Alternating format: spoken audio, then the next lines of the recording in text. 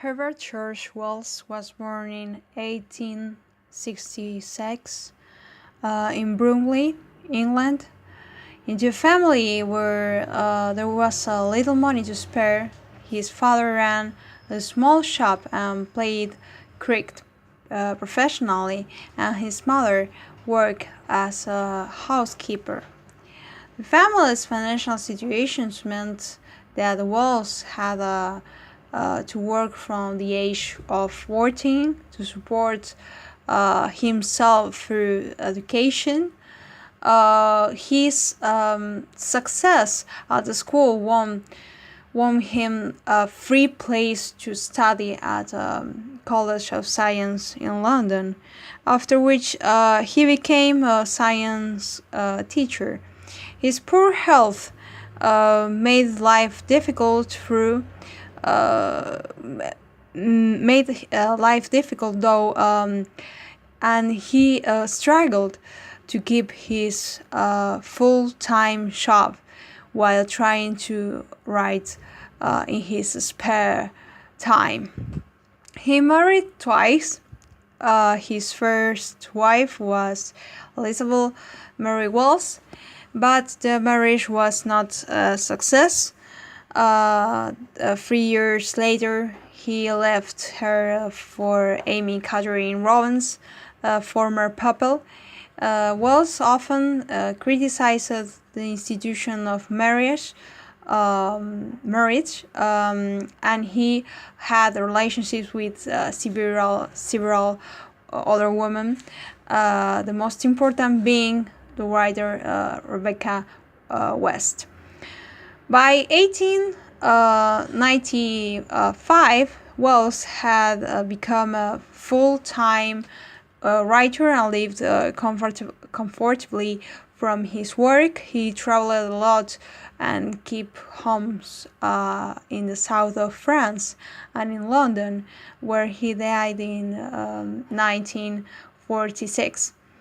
Wells wrote about 40 works of fiction and collections of stories, many books and shorter works on political, social, and historical matters, 3 books for children, and one about his own life.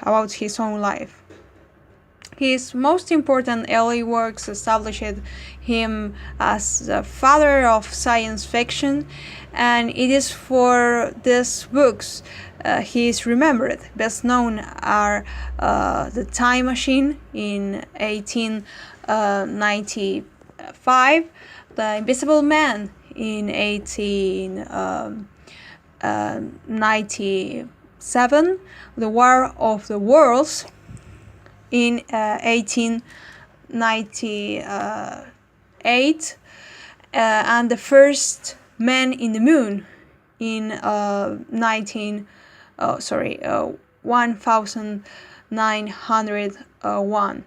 So in all these works, he shows a remarkable imagination. He seemed to have the ability to make intelligent guesses about future scientific developments. He described travel underwater and by air, for example, at a time when such journeys seemed to be pure fiction. Wells began to realize that his science fiction, although highly successful, was not about the lives of real people, and the subject matter of his later work of fiction is rooted in a world of which he had personal experience. Love and Mr. Lewisham in 1900 tells the story of a struggling teacher. The story of Mr. Polly in 1910 describes the adventures of a shopkeeper who frees himself from his work by burning down his own shop and running away to start a new life. In this and other books, he shows a sympathetic interest in and understanding for the lives of ordinary people that were rarely present in fiction at the time. One of Wells' most successful works is Tono Bungay in 1909. 1909,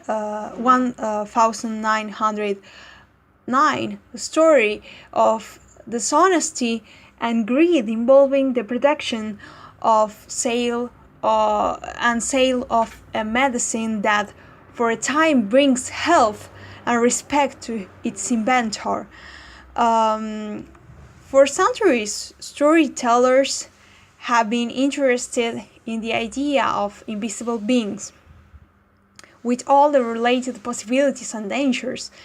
Wells' interest in the subject is from a scientific rather than a magical point of view, and he uses the main character in The Invisible Man to put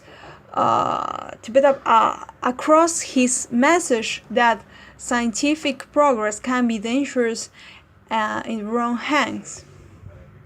Apart from the idea of invisibility, the rest of the book is very realistic. It is set in a real place known to Wells. The characters are ordinary and believable.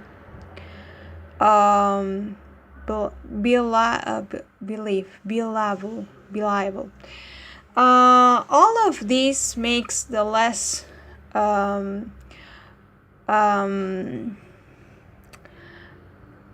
believable central idea easier to accept.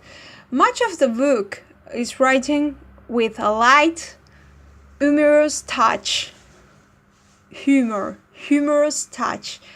but it becomes more serious as the story develops. The story begins on a snowy winter's day in the village of Epping.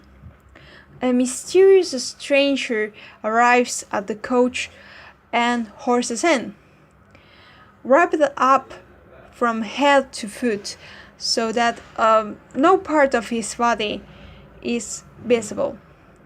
The lady of the inn, Mrs. Hall, is Miss Hall is placed to have a guest at this time of year, but her pleasure turns to doubt and finally to fear as she discovers her strange visitor's secret.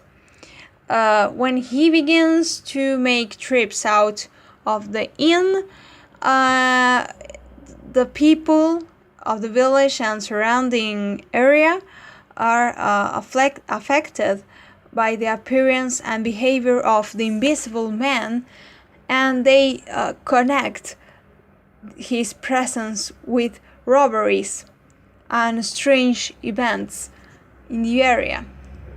It is a scientist, Dr. Kemp, who the Invisible Man turns to for help and understanding, and who learns the secret of the strange man's invisibility. When the Invisible Man finds that he was wrong to have trusted Kemp, his actions become wilder and more violent, and it is clear that the story will not end happily.